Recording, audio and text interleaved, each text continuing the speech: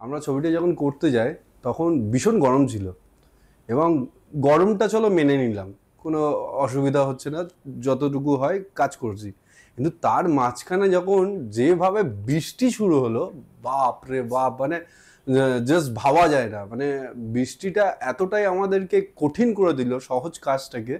তো খুব ওই ওই জায়গাটার জন্য আমার বিশালভাবে মনে আছে, কারণ আমরা যখন শ্যুট করতাম তখন ভালো করে মনে আছে, মানে পিছনে তিরপল ধরে থাকতো, মানে আমাদের মাথার উপর তিরপল ধরে থাকতো আর আমরা শ্যুট করতাম। এরকম টাফ টাফ কন্ডিশন থেকে আমরা গেছি, এবং এই স্মৃতিগুলোই আমার মাথায় সারাক্ষণ ঘোরে।